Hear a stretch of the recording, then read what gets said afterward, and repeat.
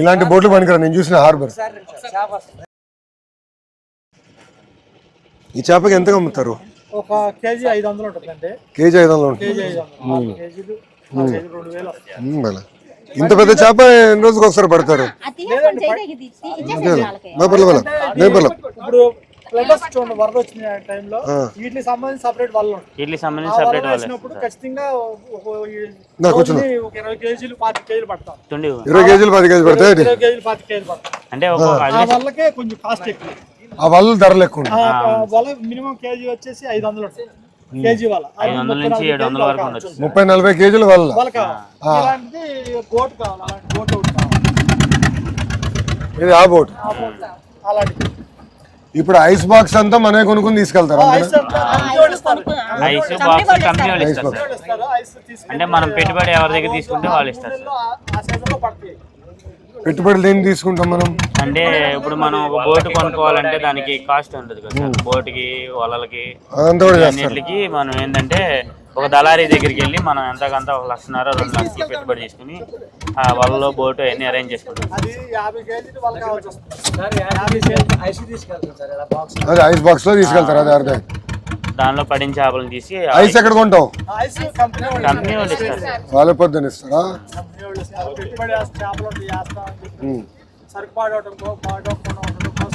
Ice తీసుకెళ్తారు. అంటే ఎంతమంది ఇప్పుడు అట్లా కంపెనీలు అందరికి ఇస్తారా? ఊర్లో 58 మందికి అంటే 58 బోట్లకి ఇస్తారా? సో ఒకటి వాళ్ళ గురించి చెప్పారు. వాళ్ళ మెయిన్. ఇప్పుడు మర్చిపోయా మీరు.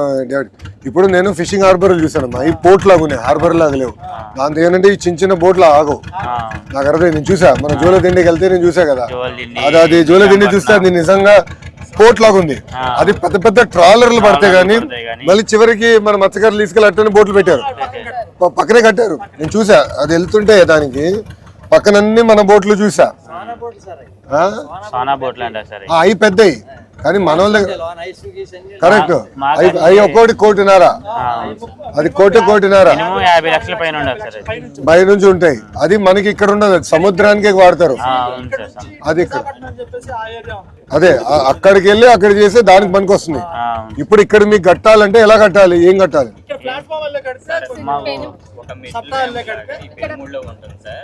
ఇప్పుడు మాకేందంటే దాన్ని కొంచెం మెట్లు లాగా ప్లాట్ఫామ్.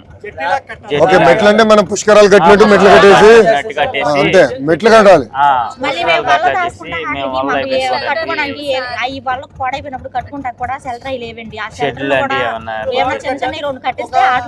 పెట్టుకుని మేము కట్టుకోవడానికి, వాడుకోవడానికి, వరద వచ్చినప్పుడు దాచుకోవడానికి అట్లా ఉపయోగపడతాయి మాకు.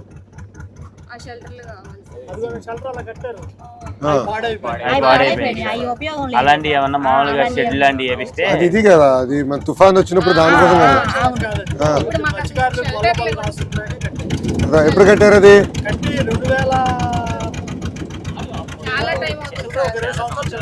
సో అట్లా మనం మెట్లాగా చేసుకుని షెల్టర్ టైప్ లో చేయాలి.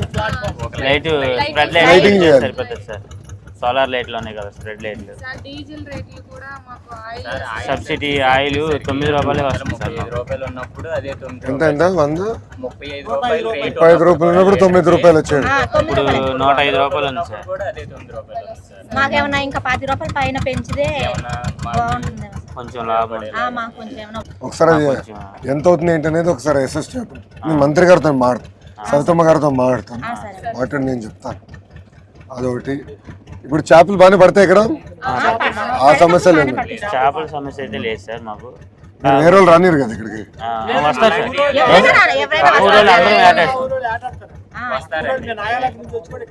ఆడతారా?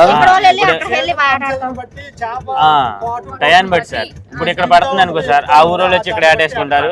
ఇప్పుడు అక్కడ పడుతుంటే మేము ఇక్కడ నుంచి ఇటు పడితే వాళ్ళు ఇటు వస్తారు, మీ అటు వెళ్తే మీరు అటు వెళ్తారు. అట్లా సార్ ఇబ్బంది. కానీ మీ కమిట్మెంట్ మెచ్చుకోవాలబ్బా. నాకు నేను చూసా జూలదిండలో పాదయాత్ర చేసినప్పుడు ఊరు నుంచి వెళ్ళాలి. మన మనోళ్ళదే ఊరు. 6 ఊర్లు 6-7 ఊర్లు వరుసగా ఉంటాయి. అందరు కూర్చుని మాట్లాడుకుని వీడు వస్తున్నాడు పాదయాత్రలో, ఎవడు వెయిట్ వెళ్ళేదానికి లేదు. అందరూ రోడ్లను నీట్గా కడిగేసి ముగ్గులేసారబ్బా. ఇది ఊరు ఎంటర్ అయిన దగ్గర నుంచి ఊరు ఎండే వరకు ముగ్గుల్ని నేను స్టన్ అయిపోయా.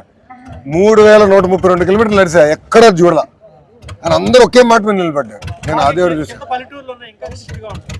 అవునా? అంటే ఒక కట్టుబడి ఉంటుంది సార్. ఆ ఊర్లో వెళ్ళడానికి వీల్లేదు సార్, బస్ ప్రయాణమే చేయాలి. అది మీ పట్టుదల మెచ్చుకోవాలబ్బా. అంటే ఈ మధ్యకాలంలో ఎక్కువ శాతం చాలా హ్యాట్స్ ఆఫ్. నేను మీరు కష్టాన్ని నమ్ముకునేవారు, ఆ పట్టుదల మీది చాలా వేరు. నేను చూసా కదా, పాదయాత్రలు చూసా, ఆ కమిట్మెంట్, ఆ పట్టుదల, మనలో ఆ ఊరు చూసిన అదే కట్టుబాటు గట్టిగానే ఉంటుంది. అంటే అందరూ ఒక మాట మీద యూనిటీగా బాగా ఒక మాట అంటే ఇంకా ఒక మాట అనుకుంటే అందరూ అదే మాట మీద నిలబడతారు. చూసా మత్స్యకారులు అది ఉంది, ఆ కమిట్మెంట్, ఆ పట్టుదల చేసా. మొండోళ్ళబ్బా, మహామొండి అనుకుంటే ఇంకా నిలబడతారు అంతే. చాలా శారీరక కష్టం బలంగా ఉంది.